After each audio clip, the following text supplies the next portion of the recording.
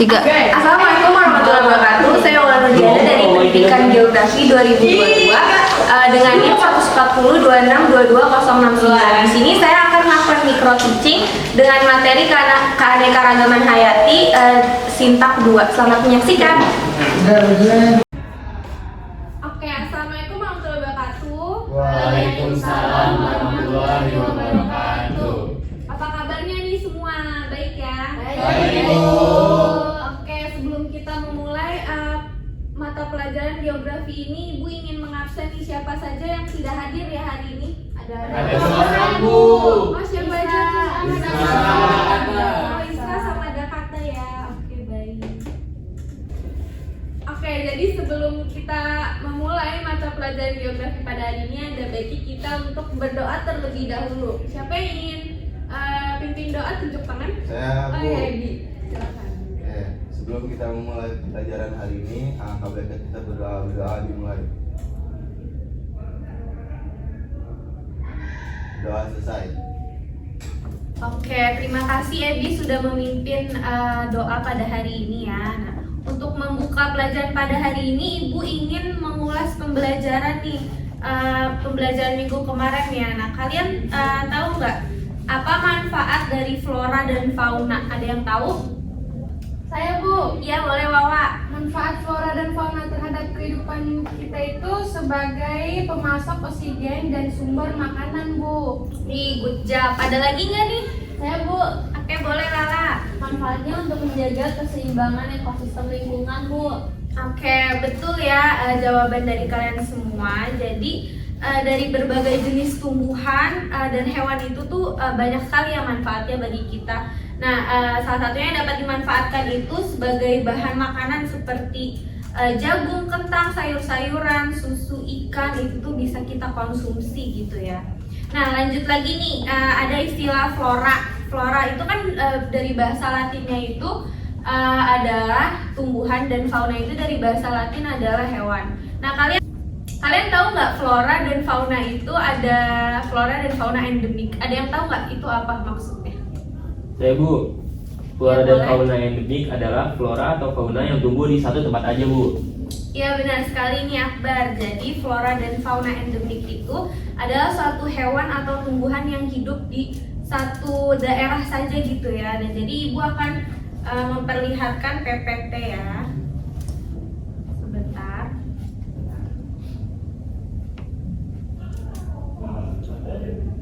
Nah, jadi ini ada PPT yang menjelaskan tentang flora dan fauna endemik. Endemik nih, siapa nih yang mau baca flora endemik? Tunjuk tangan. Kalau nggak ada, Akbar. Akbar yang baca, ayo Bar. Flora endemik merupakan kelompok jenis tumbuhan yang hidup pada suatu daerah tertentu. Ada flora Jawa, flora daerah Sumatera, flora endemik Kalimantan, dan lain-lain. Flora endemik pada suatu daerah biasanya memiliki jenis tertentu yang terkadang tidak bisa ditemukan di daerah lain atau mungkin jarang ditemukan. Oke, jadi flora endemik itu tuh emang flora yang tumbuh di suatu daerah tertentu gitu ya. Nah, ini ada gambar contoh dari flora endemik. Kalian tahu nggak gambar ini bunga apa nih? Ada yang tahu? Itu bunga sepatu bukan sih, Bu? Oh, bukan. Ada lagi nggak nih? Bunga melati buat Bu. Iya, betul, Dakata. Ini adalah bunga melati. Jadi bunga melati ini persebarannya sebenarnya tidak hanya di satu daerah, tetapi dari Pulau Jawa hingga Bali gitu ya. Terus lanjut, ada fauna endemik. Ada yang mau baca lagi? Oh, coba baca. Baik, ada fauna endemik. Fauna endemik, hewan endemik adalah satwa khas yang secara alami hidup atau berada di wilayah tertentu.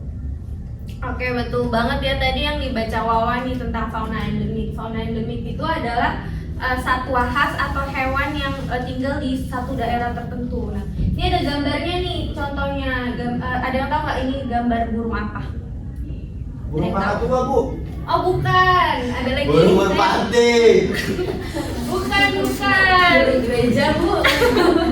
Bukan dong ya, burung gereja di Jakarta. Ini bukan. Jadi ini adalah burung cendrawasih ya, murid-murid.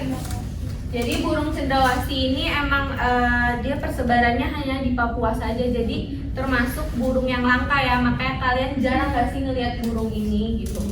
Ini juga termasuk ke dalam spesies yang mau punah gitu. Nah, terus ada faktor kepunahan keanekaragaman hayati. Nah, faktor kepunahannya itu ada umum dan alami. Kalau umum itu tuh dari manusia dan alami itu dari lingkungan. Nah, kalau dari lingkungan itu kayak seperti tsunami, letusan gunung api, gitu-gitu ya. Oke, lanjut.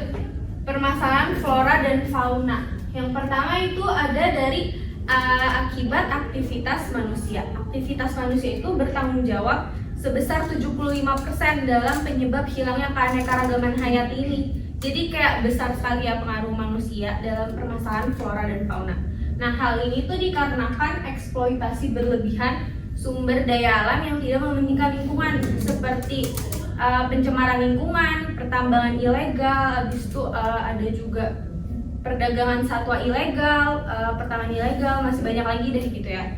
Nah, terus selanjutnya ada juga alih fungsi lahan. Alih fungsi lahan itu dari perkebunan misalnya, atau kayak dari hutan itu tuh dijadikan perumahan. Jadi dibangun pembangunan infrastruktur di situ. Nah, adanya alih lahan ini tentu itu mempengaruhi habitat tanaman dan hewan di Indonesia sendiri ya. Jadi akibatnya tumbuhan itu tuh mengalami krisis lahan yang menyebabkan kepunahan seperti itu.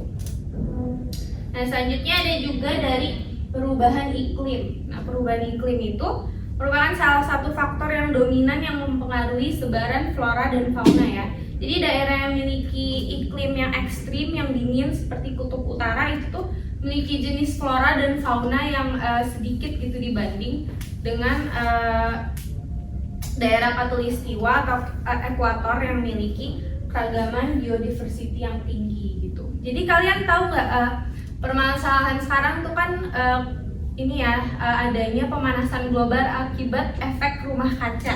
Nah, itu menjadi salah satu perubahan iklim juga. Nah, jadi perubahan iklim akibat efek rumah kaca itu tuh juga menjadi salah satu akibat dari permasalahan flora fauna ini ya. Jadi akibat pemanasan global ini nih di kutub tuh sekarang esnya itu tuh mencair, dan itu tuh berakibat fatal bagi fauna ya di sana. Jadi faunanya itu tidak yang seharusnya faunanya itu hidup di suhu yang tinggi, yang dingin, tapi karena ada pemanasan global ini menjadi suhunya itu rendah dan bisa menyebabkan kepunahan bagi mereka. Nah, selanjutnya itu ada spesies asing invasif. Nah, spesies asing invasif ini penyebab terbesar kedua hilangnya keanekaragaman hayati. Nah, mereka itu bertindak sebagai predator. Nah, contohnya itu kalau flora itu ada tumbuhan eceng gondok. Nah, kalau fauna itu ada ikan arapaima. Oke, baik anak-anak, setelah ini Ibu akan berikan waktu kalian untuk berdiskusi pada kelompoknya masing-masing. Berdiskusi dipersilakan. Baik, Ibu.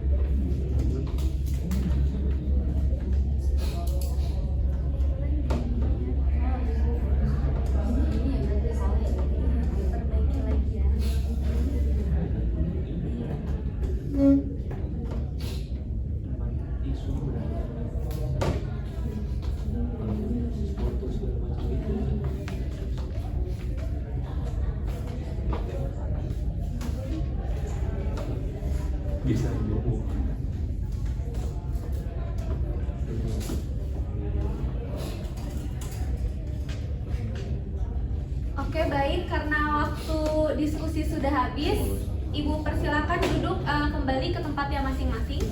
Baik, Ibu.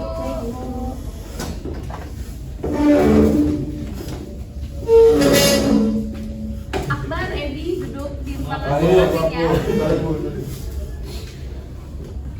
Oke, karena sudah berdiskusi tadi ya, Ibu ingin kalian maju per kelompok ya. Oke, yang pertama itu kelompok 1 silakan maju ke depan semuanya.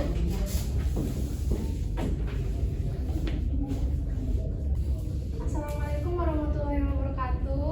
Waalaikumsalam warahmatullahi wabarakatuh. Kami dari kelompok 1 akan mempresentasikan hasil diskusi kami selama 1 minggu.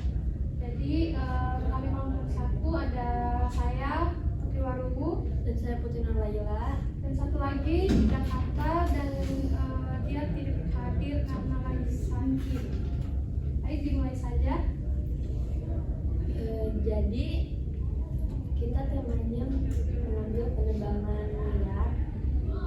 Penebangan liar juga sangat merugikan bagi kehidupan karena keberadaan hutan sangatlah penting sebagai penjaga keseimbangan alam.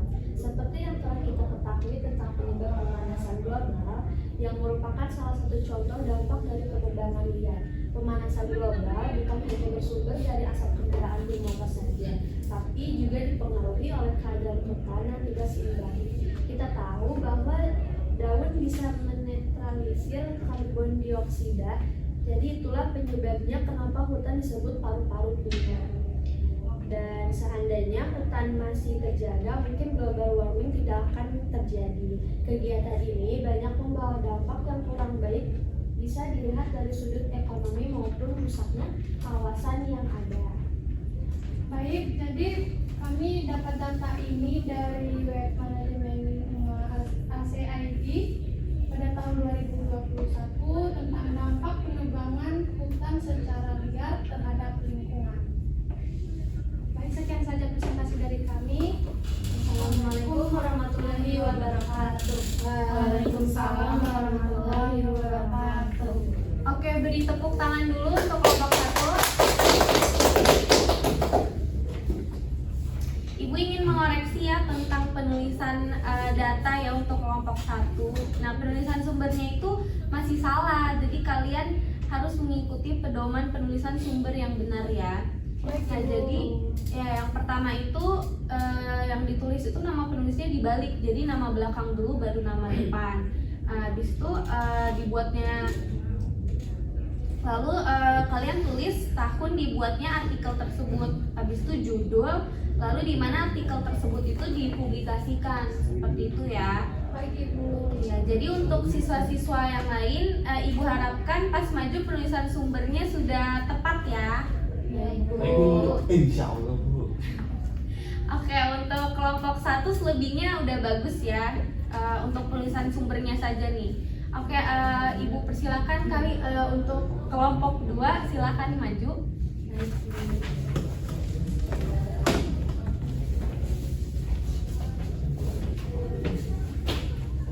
Assalamualaikum warahmatullahi wabarakatuh. Waalaikumsalam warahmatullahi wabarakatuh. Kami dari kelompok 2 di sini ingin menyampaikan hasil diskusi kami dari minggu kemarin.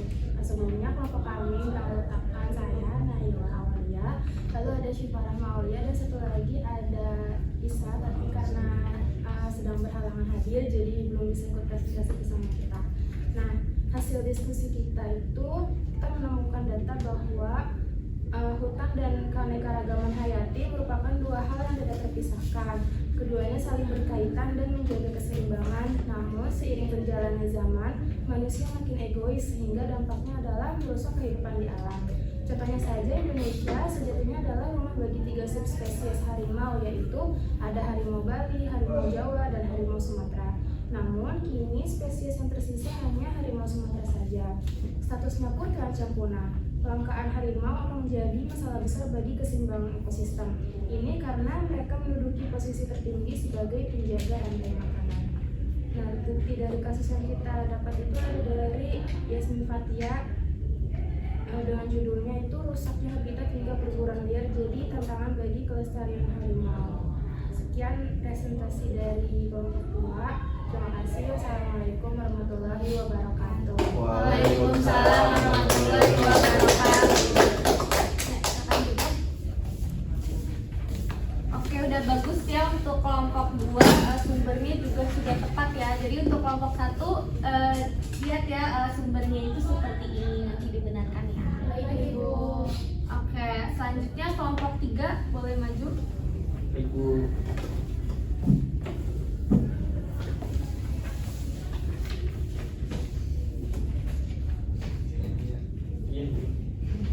Assalamualaikum warahmatullahi wabarakatuh. Waalaikumsalam warahmatullahi wabarakatuh. Perkenalkan, kami dari kelompok 3 dengan anggotaan saya sendiri Muhammad Akbar Al-Bahri. Saya Kaila Fitri Sabrina. Saya Febrianto. Ya, jadi kali ini kita ngambil tema itu deforestasi. Jadi secara sederhana, deforestasi juga didefinisikan sebagai perubahan tutupan suatu wilayah dari berhutan menjadi tidak berhutan. Dari suatu wilayah yang sebelumnya memiliki bertajuk berupa hutan atau vegetasi pohon dengan kerapatan tertentu menjadi bukan hutan atau bukan vegetasi pohon atau bahkan sampai tidak bervegetasi. Nah, hilangnya tutupan lahan atau pengurangan secara kuantitatif sangat berhubungan erat dengan aktivitas manusia atau adanya gangguan alam. Di antara bentuk yang sering terjadi yaitu pembukaan area lahan, kehutanan yang dikonversi untuk lahan pertanian, penggembalaan, transmigrasi dan sebagainya. Nah, untuk publikasinya kita ngambil dari ini, penulisnya ada Rizky Narida pada tahun 2022, diterbitkan di website Hutanpedia dengan judul Deforestasi, Pengertian, Penyebab, Dampak, dan Pencegahan. Sekian dari kelompok kami, kurang lebihnya mohon maaf. Wassalamualaikum warahmatullahi wabarakatuh. Waalaikumsalam warahmatullahi wabarakatuh.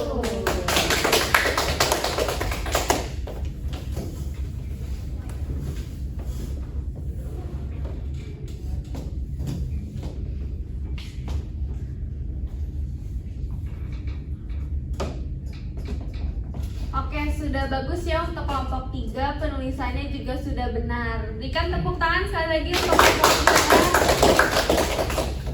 3. Oke, karena jam pelajaran kita juga sudah habis nih ya, Ibu cukupkan pelajaran kita untuk hari ini. Tugas ini mohon kalian lanjutkan lagi dengan kelompok masing-masingnya. Sebelum kita pulang, ada baiknya kita berdoa terlebih dahulu. Siapa yang ingin pimpin doa? Saya Ya, boleh, Bi. kita mengakhiri pembelajaran hari ini, alangkah baiknya kita berdoa dimulai. Doa selesai. Oke, terima kasih ya anak-anak. Assalamualaikum warahmatullahi wabarakatuh. Waalaikumsalam warahmatullahi wabarakatuh. Terima kasih, Bu.